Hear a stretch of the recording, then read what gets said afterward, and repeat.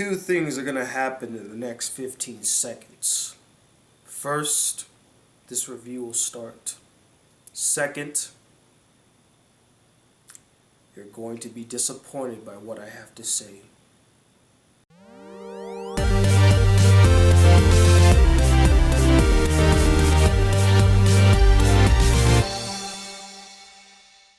Hey guys, the Black Critic Guy, and I'm here today to review the film Jack Reacher, Never Go Back. So Jack Reacher Never Go Back follows Jack Reacher, surprise surprise, as he's heading up to Washington DC to go visit a lady friend in the military. But when he gets up there, he discovers that his lady friend has been arrested and charged with espionage, which doesn't sound right to Jack Reacher and it doesn't sit well with him. So he decides to investigate, and upon investigating, he gets roped into the situation, arrested, and put into jail. He breaks his lady friend out and they're on the run from the law, and they have to figure out who set them up and why.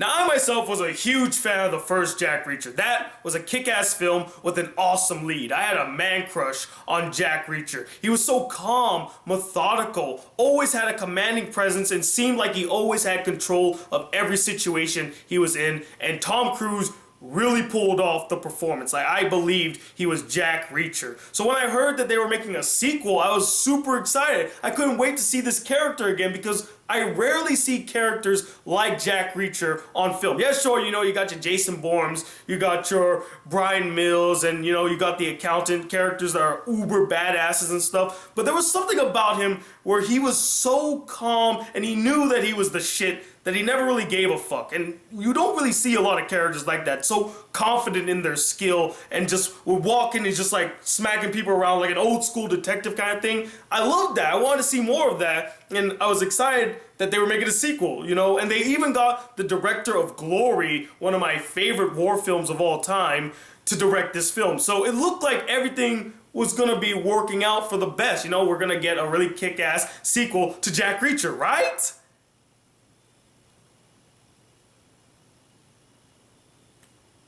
No. I mean, I was extremely let down by this film. This film turned out to be a colossal disappointment. Were there some good things in this film? Yes. Moments where Jack Reacher was being Jack Reacher were the best moments in the entire film, where he's being the no-nonsense, take-no-shit, and kick-some-ass type guy that I knew and loved from the first film. Those were the moments I always looked forward to seeing, and they were the ones that I thoroughly enjoyed. Tom Cruise's performance, while it wasn't his greatest, is the strongest performance in the entire film. And there was this one cool throwdown in the middle of the film that I found entertaining. Everything else... I have a serious question to ask the people who made this sequel. Did you even watch the first Jack Reacher? Because to me, it feels like you didn't, because you clearly did not understand what made the first one so great, and you clearly do not understand the character of Jack Reacher. Instead, it feels as though you watched the Bourne franchise and the Mission Impossible franchise, combined the two, and made a 99-cent version of it. I mean, it is damn near insulting the way they handled Jack Reacher's character here. He wasn't the Jack Reacher that we knew and loved from the first film. Now, I won't say that they completely flanderized the character, as there are moments in the film where he is being Jack Reacher. But you know how many times that is? 5. I counted 5 times in the film where Jack Reacher actually acted like Jack Reacher. But for a majority of his screen time, I had no idea who the fuck I was looking at, because that is not Jack Reacher. The Jack Reacher I know would always have a calm demeanor. He always had control of the situation. He always had a commanding presence. This character has more in common with Ethan Hunt than he does Jack Reacher. And sure, they're played by the same actor, but they're two different characters, and you need to emphasize that. The other characters are completely forgettable. They're just generic, bland archetypes that you've seen a dozen times over in other action thrillers and done better. You have Kobe Schmolder's character, who could have been something worthwhile had the film not used her as a talking piece to push some fucking agenda on us and make her another statistic. And what do I mean by that? There's a point in the film where she gets into an argument with Jack Reacher and she says to him, "Oh, you're not gonna let me do it because I'm a woman, huh? Is that why? God, I've been putting up with that bullshit all my life." And I sat there like, that's not why he's not letting you do it. He's not letting you do it because it would be dangerous, because your ass is on the line. They're trying to kill you. Not only that, but he has experience in this. He knows what he's doing and he knows how to get the job done. He's been there before. Have you done it? Probably not, considering what your occupation was before this incident. And in a bit of hilarious irony, the film wants to treat the character as more than just the title of woman, yet they are the ones who bestowed that title on her and were the ones to point it out. If you never even addressed the whole woman thing, nobody would have made a fuss about it. Nobody would have said a thing. They would have treated the character like any other character in the film. And even before that argument even happens, Jack Reacher treated the character as he would treat any other character. He treated her equally. So I don't really get why she even brought that point up. It just felt like it came out of nowhere. It was just this talking point to push this agenda like, oh yeah, you're just saying that because women can't do this. Now I know that there is a legitimate sexist problem in the military. That is a real thing. But if you want to just negate that, if you want to fix that, then portray women in the military as equals. You don't need to bring up that whole like, oh, women are treated badly in the military. You don't need to do that. That works against you. You want to be progressive? Treat the character like you would treat any other character. You wouldn't see Jack Reacher say, oh, you want me to stay here because I'm the man or I can't go out here like the man. Well, I feel like I went on a whole different tangent that has nothing to do with the film anymore. Let's get back to the film, shall we? The antagonists here are so over the top, guys, that they come off as cartoon villains. I'm not shitting you. Just put a twirly mustache on them and it would be complete. I mean, one of them is this old curmudgeon white guy that has a lot of power, a lot of wealth, and he doesn't want to be caught. He's like, I need you to take care of these things for me. Now go out, my minions. And one of the people that he sends out is this guy that's so power hungry. He's like, oh yeah, I got the one thing. I got that one weakness that you have, Jack Reacher, and I'm going to exploit it.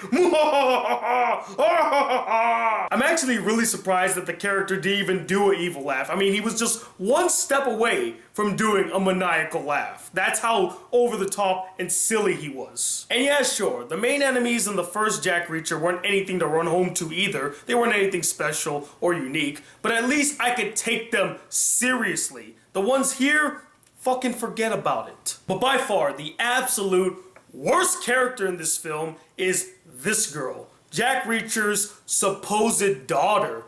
My goodness, talk about a completely superfluous character that could have easily been taken out of this film. The only reason that she's in this film is because she needs to be a damsel in distress nearing the end, in the climax of the film. That's it. That's her only purpose for being in this film. And honestly, I don't see why. Jack Reacher's not a character that would put himself out there for someone he doesn't even know that well. And trust me, he doesn't know this girl that well. He finds out about her and they spend some time with each other, but not enough to feel a real strong bond forming between them, a real connection. They have no chemistry and no real bonding moments. They share like maybe 2 moments in the entire film. They're both very short and not enough to really establish a real, genuine relationship between them. She's completely pointless. I don't know why they put her in the film. I know that they were trying to give Jack Reacher somebody to care about, but that's not the fucking point of Jack Reacher. He's a character that gives no shit. That's why he's such a threat. That's why he's such a danger. That's what makes him so enthralling. When you give him somebody to care about, it takes away from the character. It lessens what that character already was. That's my biggest problem with this film. This character and what she did to Reacher. Reacher is not that type of character. But fine, you want to give Jack Reacher characters that he can connect with and deeply care about? Okay, you can do that. But at least do a good job at establishing a connection between them. He forms no strong bonds with any characters that would make you believe that he would go out of his way to save them. None whatsoever. The story was lackluster. I didn't really care what was happening. The mystery element didn't really grip me. The direction is pretty standard and by the numbers. It's a very safely shot film. And the action. I mean, the first Jack Reacher did not have a lot of action, but when they put action on screen, it was intense. It was thrilling. It was engaging. It was fun to watch. There are 2, maybe even 3 action sequences in the entire film. And all of them are relatively short. In fact, the last fight in the film is a huge letdown. It is so underwhelming. And that word right there perfectly sums up Jack Reacher Never Go Back. It's underwhelming. And overall, I'm going to give it a 2 out of 5 stars. It's an easily forgettable film. If you want to see a film much like it, watch the first Jack Reacher. Or hell, if you want to watch something similar to it in theaters, go see The Accountant. It's a much better version of this film. But as always, I'm not the end-all be-all opinion when it comes to Jack Reacher Never Go Back. I'm sure there's some of you that actually adored it and felt like it was faithful to the book. So I would love to know what you guys thought about this film. Did you absolutely adore it? Do you love it? Do you think it's the best action film of the year? Or did you find it really boring and dull? It didn't live up to the first film and you hated it? And let me know, what is the most disappointing action thriller you've ever seen? Comment below, let me know. Probably have an anime review coming out tomorrow. I'm just going to try and get that done. And also stay tuned. More reviews, more videos, all that good stuff. And if you'd like to support the Black Critic Guy just a smidge more, why not donate to my Patreon account? Link is in the description. And if you'd like to send me any fan letters, why not send it to this P.O. box right up here.